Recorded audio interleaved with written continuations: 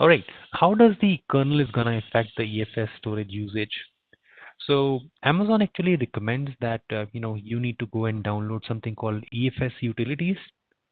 So it does not matter that which version of the operating system you are using, as long as you have a EFS utilities installed on your machine, you are all good. Okay, so that is going to take care of doesn't matter which version of or which kernel you're using. Okay, so we are all good to go and launch this instance. Let's do that. So my first server is getting ready. That is very, very nice. In the meantime, I will go and initiate a second instance. And my second instance is going to be going and living in zone B. Okay, let's try doing that. Okay.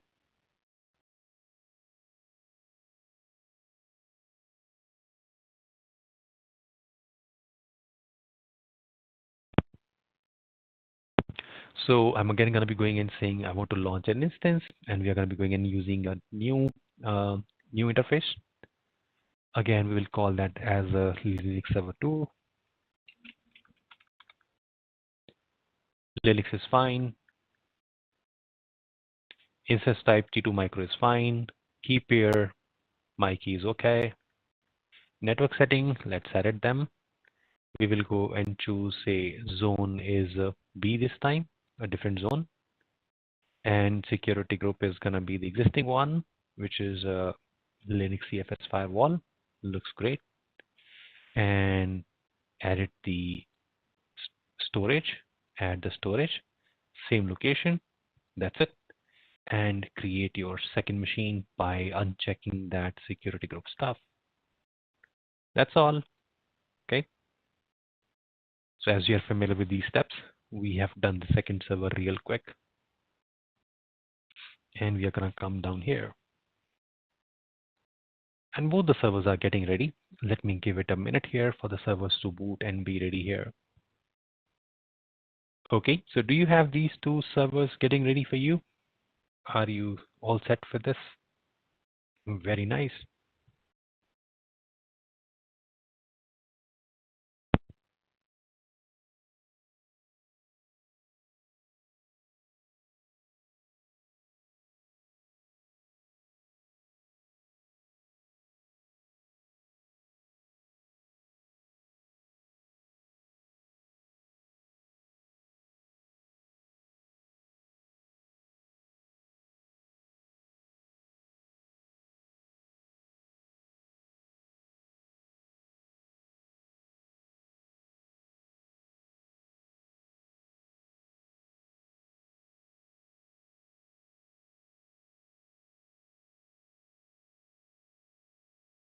All right, let's give it a one more minute here.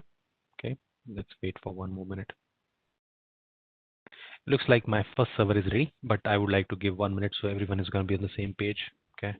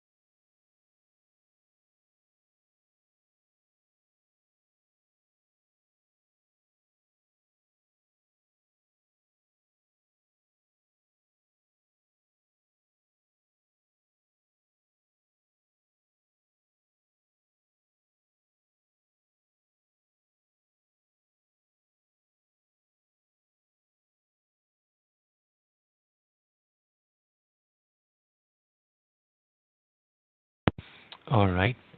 So I think the machine is ready. So let's go and try to connect to it now. Okay.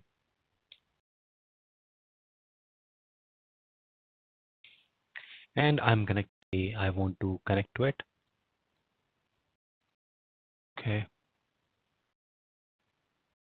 and I'm gonna be going and trying to connect through the browser. So I will go and use the first option. So let's go ahead and do the connect here.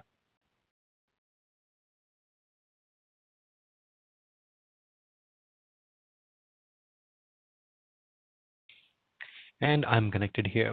Okay, so how I can go and check if I have the shared storage connected to it?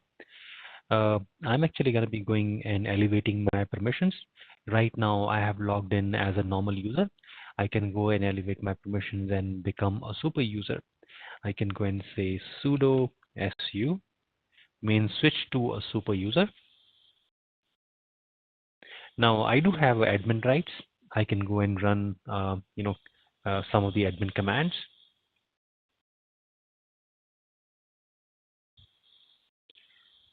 All right, and then I'm gonna go and say df-h means list that how many file system we do have. And as soon as you're gonna be going and listing it, you will find that EFS F file system 1 is connected to it. You will find that there's gonna be one entry for it.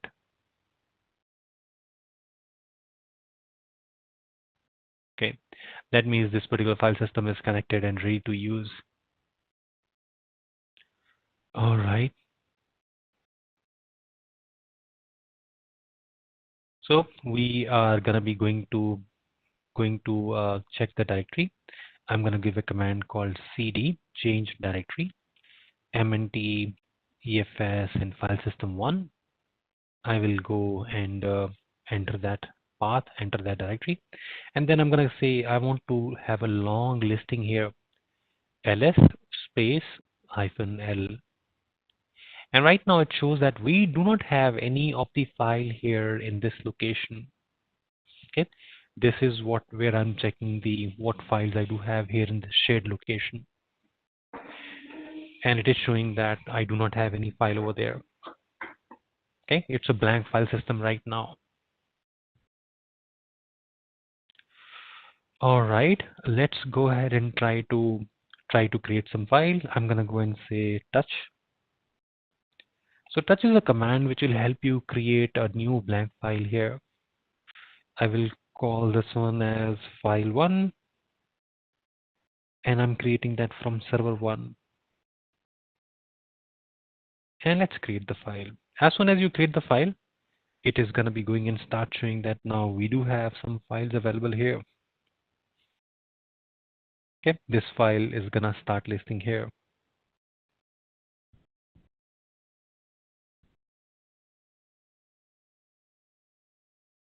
All right.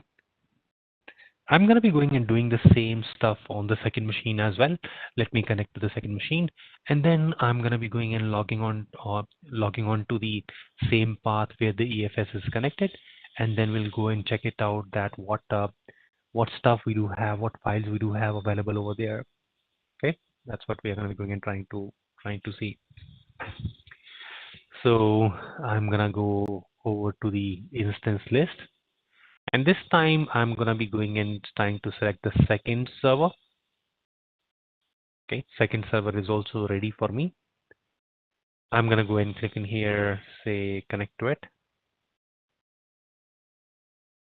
Again, gonna be going and trying to connect to it through the browser.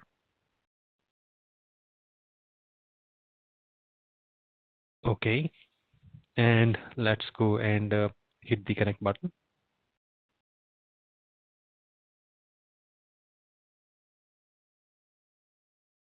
All right. Again, following the same step, we are gonna be going in switching to root.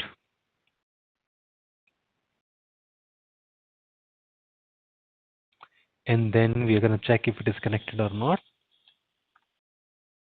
Yes, we do have this connected on the second server as well. Okay. And then we are going to be going and changing the directory, saying change directory to MNT, EFS, and FS2. And if I go and check it out, the long listing, I do see this file which we have created on the previous server is actually visible here. Okay, whatever the file we have created earlier, I do have an access to that file here. All right. Now on this server, I'm actually going to be going and trying to create one more file. I'm gonna say touch file 2 on server 2. And if I go and say long listing, I do see both the files are available here on the second machine. And if I go and check it out the other machine, so second file is also gonna start showing up over there as well. There we go. So whatever the files we are trying to modify, trying to keep there in the shared space is accessible, is usable across both machines. Is that good? Is that okay? Is that fine?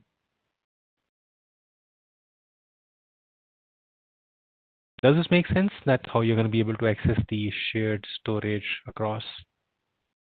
All right, very, very nice. Okay.